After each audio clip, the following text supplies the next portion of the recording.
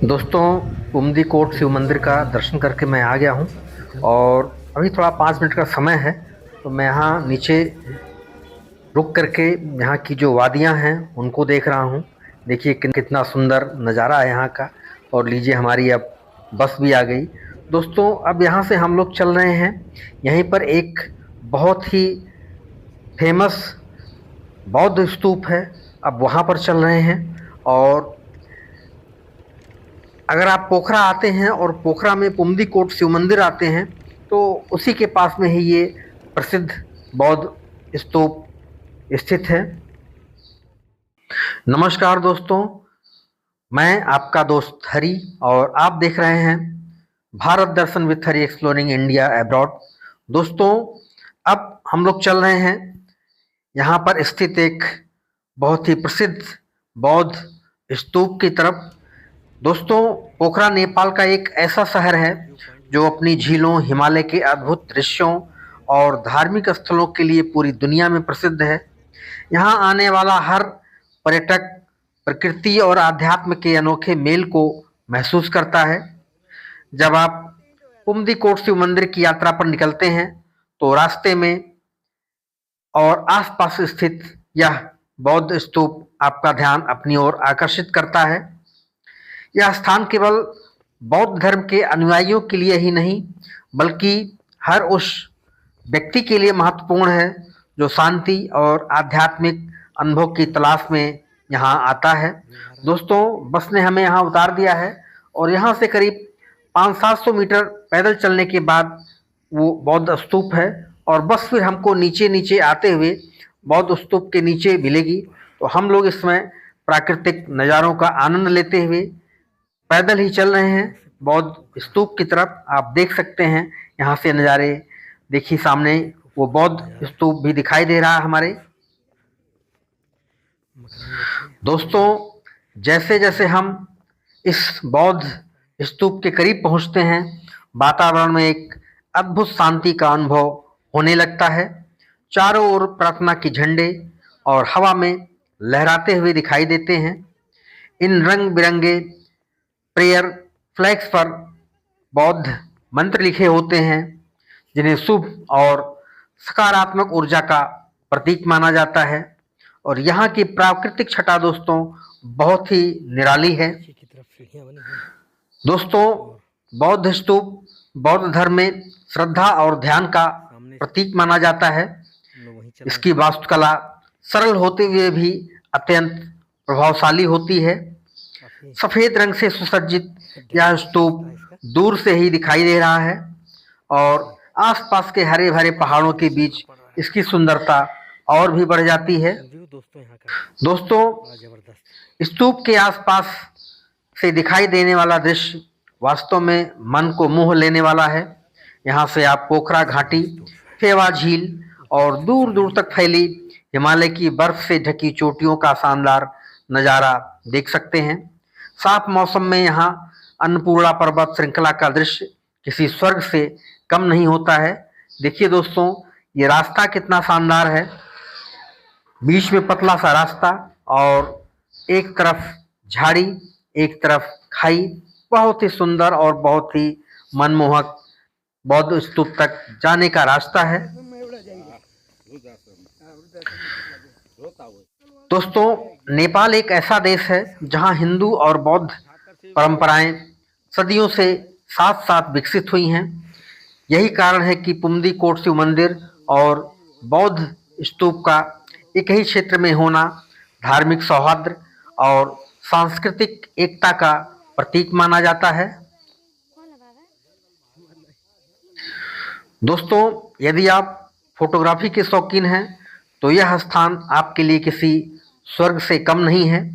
सुबह के समय सूर्योदय की सुनहरी किरणें जब स्तूप पर पड़ती हैं तब इसका दृश्य अत्यंत आकर्षक दिखाई देता है। देखिए, अब हम लोग पहुंच चुके हैं स्तूप की तरफ। एरो बना हुआ है और सामने हमारे अभी स्तूप हमें दिखाई दे रहा है। दोस्तों, सुबह के समय सूर्योदय की सुनहरी किरणें जब स्तूप पर पड़ती हैं तब इसका दृश्य अत्यंत मनमोहक दिखाई देता है। वहीं शाम के समय डूबते सूरज के साथ हिमालय की चोटियां और भी मनमोहक दिखाई देती हैं। दोस्तों, इस क्षेत्र की एक और खास बात यह है कि यहाँ की स्वच्छता और प्राकृतिक वातावरण बहुत ही सुंदर है। आसपास के पहाड़, हरियाली और ठंडी हवाएं यात्रियों को शहर की भागदौड़ से दूर सुकून का एक एहसास कराती हैं।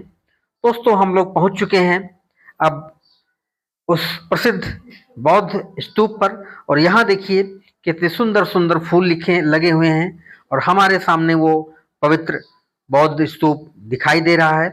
कितनी सुंदर यहाँ फुलवारी लगी हुई है।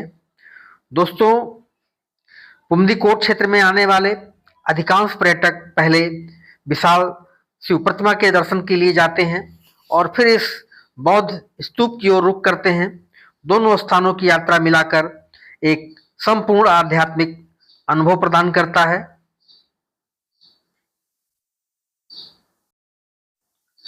दोस्तों, यहाँ की खासियत यह है कि आप यहाँ सिर्फ फोटो खींच सकते हैं, वीडियो नहीं बना सकते हैं।